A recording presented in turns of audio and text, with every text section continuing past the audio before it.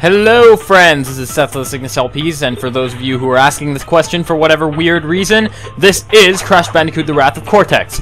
Also, I would like to point out on a remaining note that I do not lie in my titles, so you could have figured that out already. And we are doing a time trial. I cut myself off there because I did not think that one through.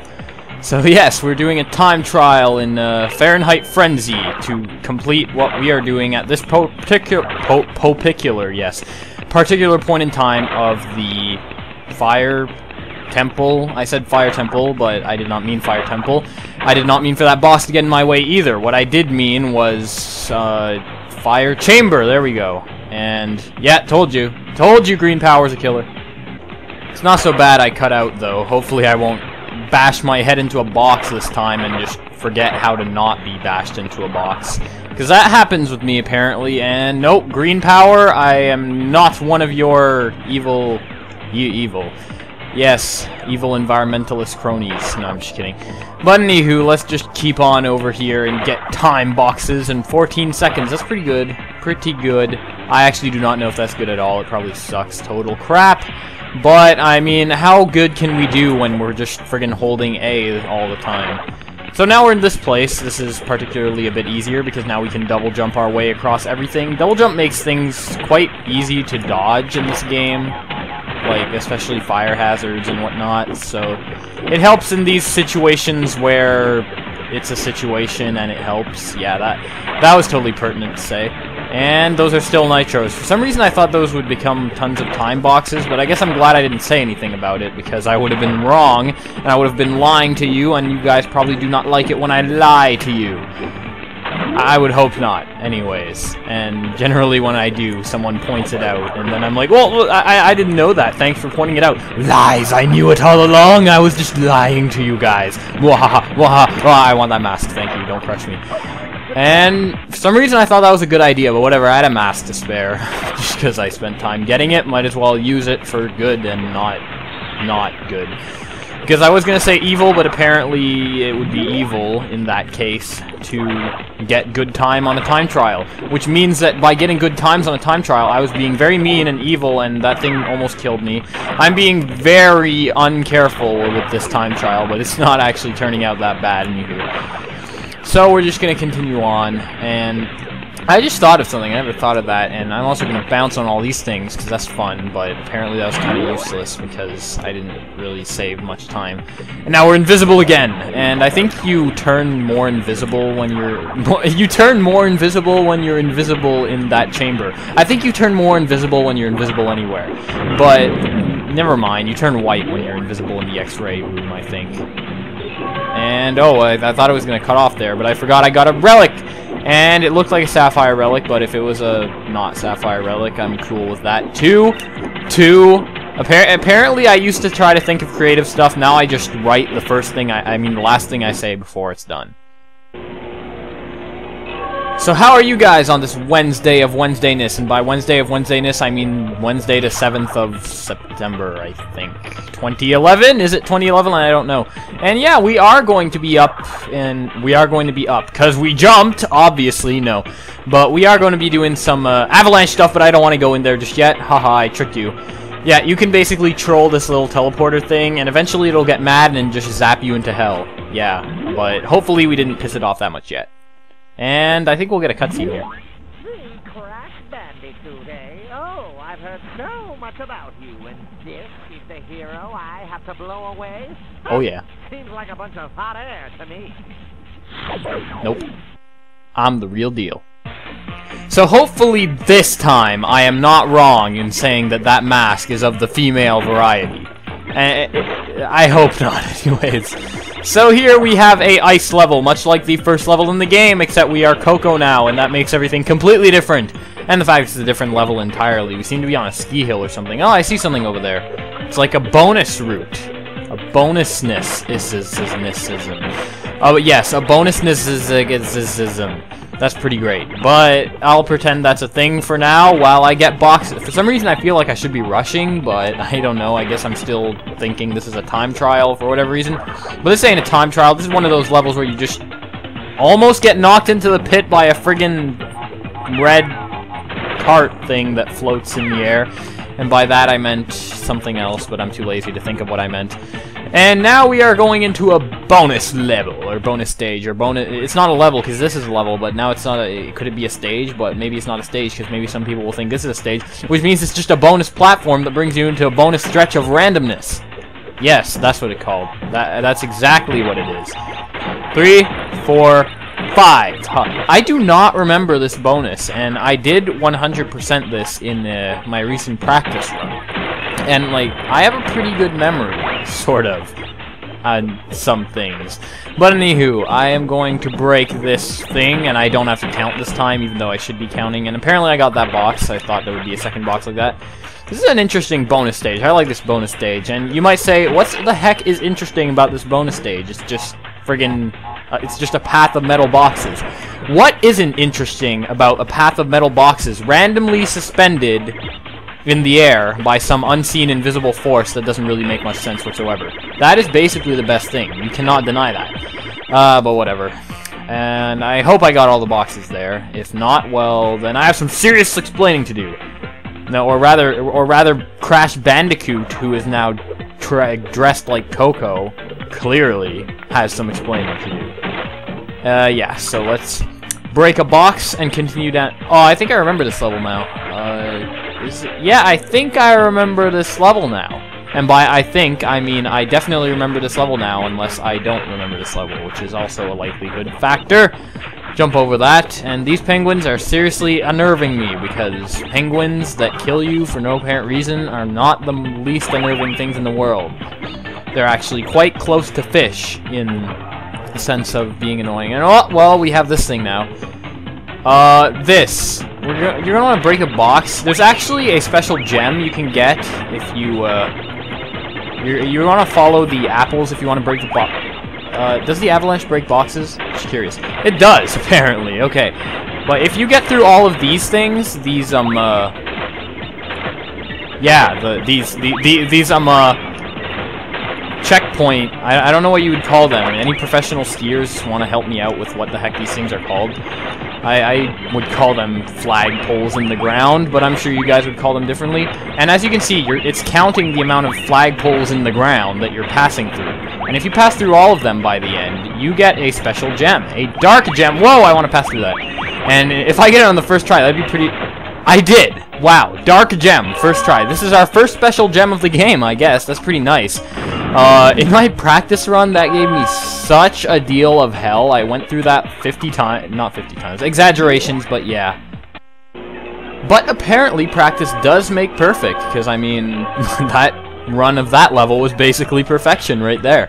Anywho, now we're going back in there though, because it wasn't quite perfection, and you'll see why in a moment. And you know what? I'm sure you actually knew why before you saw why, because we have to do the time trial. So yeah, the only way to get perfection, I guess, would be to, I don't know, if you hacked this game so that you could do something, yeah, that's real nice, because no, usually when you hack a game, it's in the purpose of not doing anything whatsoever to it. No, but if you hack this game so that the stopwatch for the time trial was at the beginning, then you could potentially complete this level perfectly on the first try, assuming you actually got a relic while you were getting all the boxes. And that'd be pretty great. I would like to see someone get on that if there was actually a valid way of ROM hacking this game other than actually wasting a ton of your life in the programming source code. And that would probably not be fun for many people when there are other games so much easier to ROM hack. But I kind of forgot I was on a time trial right now, but I was kind of going fast anyways, so it didn't really matter. By the way, once again, Coco has a tradition, or I mean Crash dressed up as Coco apparently keeps the tradition of holding B to go faster, because I guess A is to jump, so I mean you can't hold A, can you? Because hold A to jump and go faster, but what if I want to go faster and not jump? Well, you're screwed. Yeah, that would be the greatest video game of all time. Yeah, it seems that all the Crash vehicles, you have to hold A to go faster, and all the Coco vehicles, sorry, you have to hold B to go faster. I guess because Coco's the only one who knows how to jump on vehicles because she has such skills like that. If only she would apply those skills for scientificness so that she wouldn't be such a dumb scientist. or tech expert, or whatever. Scientists, tech experts, basically the same thing because they're experts in technological science. And hopefully that'll break a time box somewhere. Nope, it didn't, and I lost where that thing was, but I think I still got the relic. Please tell me I still got the relic. I still got the sapphire relic, because I am so good like that. And the American Applesauce Association is back. Yeah, taking over once again. I feel like I forgot how to talk this episode. I don't know, I'm making a lot of weirdness. I'm making weirdness. That doesn't help my point. But anywho, into Droid Void. I kind of misjudged the time. I could have just ended the video there, but whatever. I guess we're doing Droid Void in this beautiful new icy chamber of iceness that is actually a wind chamber, but it looks like an ice chamber for some reason.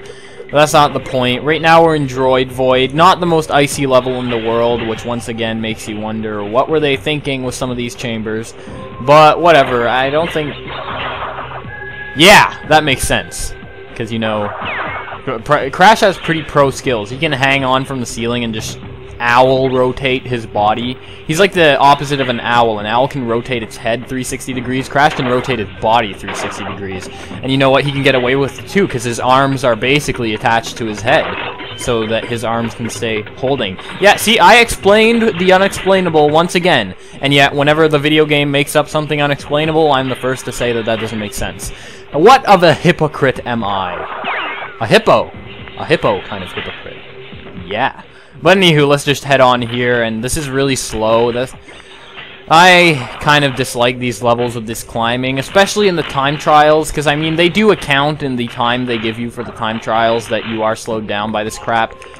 No, don't fall on that! Gosh! Okay, well, I lost a mask out of that, and I probably want to be wary of that, because those ceilings that you have to climb on do shock on this one.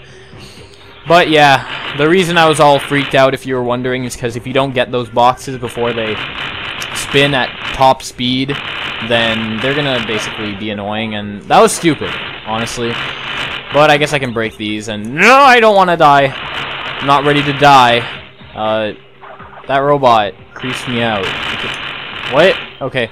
I think when you're on the ceiling, you don't actually get hurt or something. I'm not sure. It seems that when you're on the ceiling, it just makes you drop, or they're really generous in the amount of time you can stay on the ceiling before you actually notice that there's electricity. See, because it's all in Crash's head. There's electricity. He's like, oh no, that electricity hurts me. But if he doesn't notice there's electricity, but there still is, then he's like, oh, well, I can survive this. See, Crash is basically a big baby, and he dies because he's a big baby, because when he thinks something's horrible when it really isn't, he just ends up dying. That is the definition as to why Crash Bandicoot... Well, that practically means that Crash Bandicoot has a phobia of basically everything, if everything that makes him afraid is killing him. Let me think of some of the weird... Okay, so apparently he has a uncontrollable fear of gongsmen, or whatever the heck you call a person who plays a gong, because those can kill him. And fear of fish, I don't blame him for that one. He kind of imbued that within me as well. And fear of explosive boxes. Well, who wouldn't be afraid of that, to be brutally honest? I don't know. Post a comment with what Crash would be the weirdest to fear. And this can include anything that kills him, including mammoths. Wait, well, we'll get into that later, because there's actually something pretty interesting about that. And you might never know, because I might forget to talk about it in the later episodes when I was about to talk about it, but that's not the point! Not at all! I'm the master of telling you what the point is and what isn't, and that is definitely not the point. The point is the sharp thing. Yes, because that is kind of the definition of a point. And I forgot this is not a time trial again, because I remember this time trial gives me heck. But yes, we are in a mech, so I guess I have to explain what the heck this is, because it's not a time trial, so I'm not rushing and not having good commentary because I'm rushing. Apparently I'm really bad at shooting, but you can shoot with this thing. You hold B, and then you get this little aiming thing, and it's supposed to turn green like that when you are aiming at something that you can shoot, and it'll shoot it, and it'll be a fun time. But I suck at shooting, because I just suck at shooting. There's nothing else to say about that. You can also jump. What's weird about these mechs, and it's especially important to note this in the time trials, if you are not moving and you jump, he'll have like a delay. He'll go like, hey up, and he doesn't jump that high either. But if you are moving and you jump, he jumps equally as high, but there's no delay at all. I don't quite understand the point of that, but hey, we're going to destroy these nitros and leave Crash to whatever weird rituals he has before jumping, because that's exactly what's going on there. And more of these robots. These robots, believe it or not, even though they look like your little brother, can actually kill you by the touch. Still, even though you're made of a mechanized friggin' mecha maniac suit, because apparently Crash's weakness is his shoes, and those robots pinch his shoes and he just dies. Doesn't that contradict what I said at the beginning of this level, that Crash is only dying because he's afraid? Now I'm saying because he's weak in the shoes. I guess Crash just dies because of everything, and this game has definitely proved that among all other Crash games. This is especially a point where you want to be wary of that, because if you're just like, stop here, and you're like, I want to make this jump perfect, so you stop at the edge, and then you go like this, the delay can really mess you up, so you're actually going to want to just run into it and jump. And that robot looks like he's about to kill me! And by that robot looks like he's about to kill me, I mean that robot looks totally inconspicuous and looks like it shouldn't do any damage whatsoever, which is basically synonym to kills you in this game. And let's jump across. That's a nice shiny thing. I wish I could take that and pretend it was a gem because it's shiny. I mean, we're collecting gems for seemingly no apparent reason, right? So why wouldn't we collect shiny things that are stuck in the wall for no reason? Probably because it's stuck in the wall for no reason, thus we can not really get it out. There you have those exploding things there. I missed them, and I'll get back to those when I see another one, because apparently I was really bad at showing off what they do because I was too fast for it. Because, you know, I think everything's a time trial in this video for some reason. I do not know why. It's weird that I think everything's a time trial, but it's completely understandable, because you just want to get through these levels as quick as you can until, oh, you don't have a mask anymore, so now you can't rush anymore. Like now I have to go like baby steps, baby. Man, this mech looks pretty hilarious when it's walking. I don't know. I want to see that from like the front. You can also just walk on boxes. It's pretty cool. Yeah, I don't know. That's just the best walk in my opinion. They did wonders with that animation right there. And by wonders, I mean made it pretty hilarious. Which is also a wonder, even though I'm not sure. Sometimes I wonder if this game was made to be comedic or serious. A lot of games are like that. They have their serious moments, but then they have their moments where they just become basically a comedy.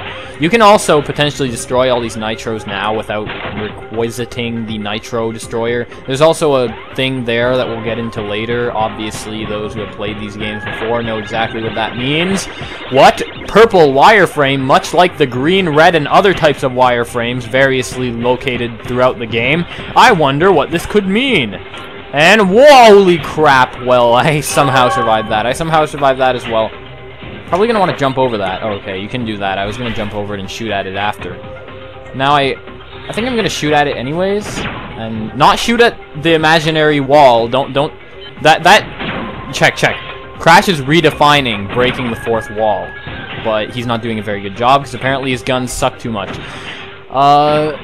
Could have sworn you had to shoot that up there, but I've always had trouble shooting it.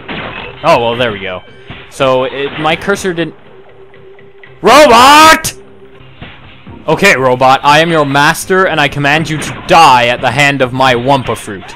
Yes, because everyone knows the weakness of robots are projectile Wumpa Fruits. That makes total sense. But then again, it makes no less sense than the methods you can use of killing... Whoa, those exploding things! Yeah, they just explode. Those things honestly remind me of the, I think they're in Sonic Adventure 2 Battle in the Tails levels, when you have those things that shoot missiles, and they shoot lots of missiles, and you basically have to shoot them 5 times. That's what they remind me of. So I'm not sure if anyone else noticed that, and I'm sure a lot of you have. What was up with that disco ball at the end of the level? It was just like, oh my god, you actually beat this super epically hard level of epic awesomeness? You deserve a disco party! Of course, we can't enjoy the disco party because the friggin' teleporter is hogging the dance floor, and if we try to take the dance floor back, nope, you go back to the friggin' load save screen. Whatever. Sucks to be us, I guess. I'm gonna save again, and I guess I should point this out now, because you guys probably noticed when I was saving, but yeah. See this file? Oh my god, Seth is a hacker. He got 106%. Yep, I am a pretty great hacker, and we will get into that hack later. I will show you guys all about this epic hack of epic proportions. But until then, I guess that ends it for this episode of Crash Bandicoot, the Wrath of Cortex. That was the weirdest voice I made for that in the history of this LP. But I'll see you guys later. 23 minutes? Huh? Okay, apparently I take very long to do these levels. Bye.